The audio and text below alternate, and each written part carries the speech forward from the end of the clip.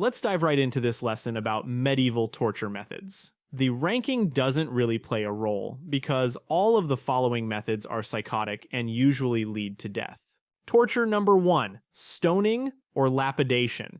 Now we get to something that's sadly still around today, but was most popular up until the 20th century, which is really not that long ago if you think about it. But what type of crimes did you have to commit to receive this gruesome punishment? Stealing, having the wrong religion, illegal intercourse with a slave girl.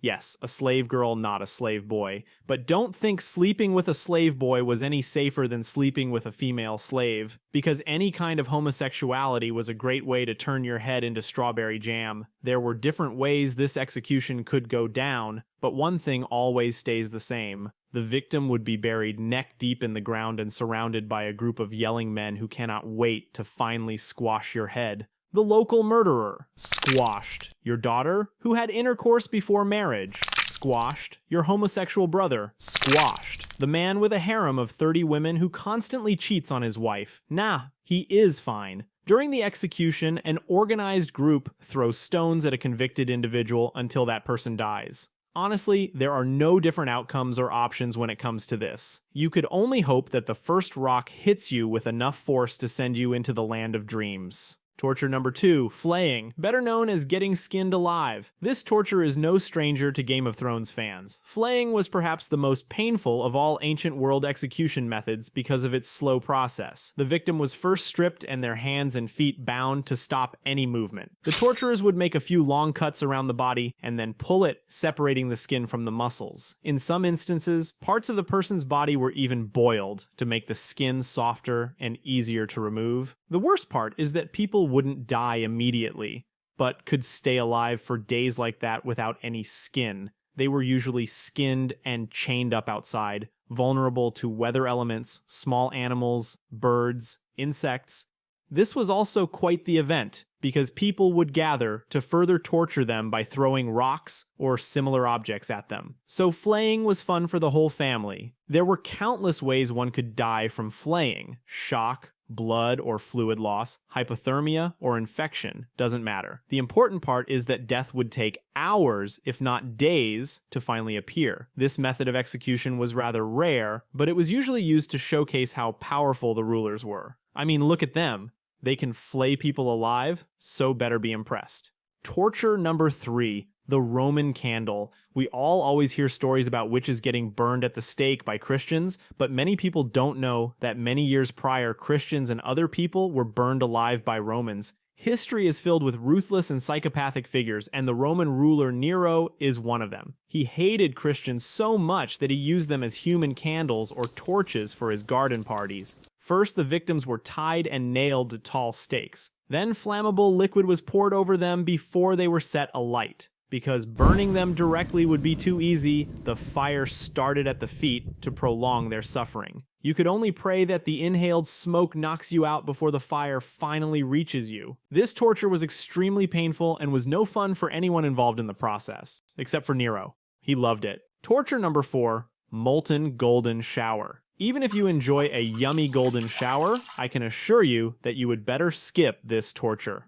Now, we have all heard about people being showered with molten gold, which already sounds like a traumatizing punishment. However, in reality, this punishment was even more brutal because it was common to force the victim to drink molten gold. The result would be severe damage to distal organs and the blistering of the lungs, ultimately leading to immediate death. But you have to look on the bright side of things. After this execution, the victims were probably more wealthy than ever before. Torture number 5, bamboo impalement torture. We all know about classic tortures like impalement, but since everyone knows about this, I bring you something a little more creative. And in this case, creative means completely fucked up. Bamboo torture is just that. Torture with bamboo. No, not by hitting a person with bamboo sticks, but by letting the bamboo shoots grow into the body of the tortured one. For this to work, they took advantage of the bamboo's unique biology. Bamboo is one of the fastest growing plants on Earth. If you are skeptical of a simple bamboo stick that penetrates and grows through a human body, you just have to watch Mythbusters from 2008. They investigated bamboo torture and found that a bamboo can penetrate through several inches of ballistic gelatin in 3 days. For research purposes, ballistic gelatin is considered comparable to human flesh, and the experiment thus supported the viability of this form of torture. As you can imagine, this death would be quite nasty. Victims usually were bound to a plank with holes in it, and they could only wait for the bamboo to grow through the holes beneath them. Just imagine the feeling of a literal plant growing into your body, penetrating your organs and blood vessels, all while you are still conscious. In the worst cases, the bamboo shoot would indeed grow through tortured people and appear on the other end while the person was still conscious. And while we are talking about impalement variations, I also want to mention the Judas cradle. I would describe the Judas cradle as the BDSM version of impalement. The punishment starts by sitting the victim on the pyramid-shaped cradle. The victim would then be forced down by ropes with the intention of stretching the victim's anus over a long period of time, impaling him slowly. Obviously, it was nearly impossible to survive getting your anus stretched by a wooden pyramid. But the few, lucky ones who survived died from an infection because the device wasn't cleaned very often. Torture number 6, the Swedish drink. Arguably, the grossest torture on the list is the Swedish drink. It was a toxic cocktail made out of human waste. Yes, both urine and excrements, all of it. And then the tortured ones were forced to drink it. I guess if you already eat your excrements, your stomach gets a head start on the digestion process. After being subjected to this type of torture, one of two things would happen. One, the process causes severe bloating, and after forcing in enough liquid, their stomach would simply rupture. Number 2, the person already dies before the rupture due to an infection. I know this sounds crazy, but drinking your own shit is in fact unhealthy. There was also an option to use water instead of excrements if they weren't available. And while that version might have been less nasty, your death was still inevitable. I mean, cheer up, man. Now you can't die from an infection and your stomach is guaranteed to burst. And in case some of you wonder what psycho came up with that idea, the origin of this torture comes from the 30 Years' War in the 17th century in Europe.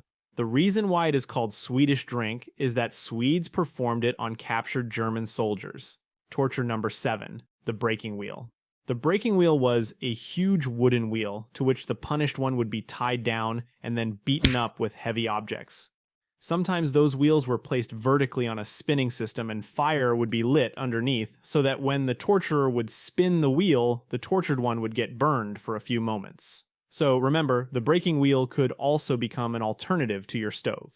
Sometimes, after beating the punished one with a heavy wooden stick on the wheel, they would place the wheel vertically on tall wooden tower-like structures and left them to die in the sun. They also would untie broken limbs and tie them back up, bent in most unnatural positions to inflict even more pain on the punished one. The breaking wheel method would not necessarily kill a person, but they were destined to die after such torture because of pain, infection, and general exhaustion. But hear me out. There's one good part about this. You could race your friends and other torture victims with your new amazing wheel body. Torture number 8, the brazen bull. This next one's for all you barbecue fans out there. Designed in ancient Greece, the brazen bull was a solid piece of brass with a side door that could be opened and latched with a fire set underneath. The victim would be put inside the bull and would be slowly roasted to death. The brazen bull was specifically designed to amplify the screams of the victim and make them sound like the bellowing of a bull. But wait a minute. If there's a fire-based torture, the Romans can't be far. The Romans have been claimed to have used this torture device to kill some Christians, notably Saint Eustace, who, according to Christian tradition, was roasted in a brazen bull with his wife and children by Emperor Hadrian. So while Nero's human torches were psychotic, he certainly wasn't the only emperor who loved seeing people burn. But that is it for today. Thank you so much for watching. This was Just Casual, and I'm hiding in your walls.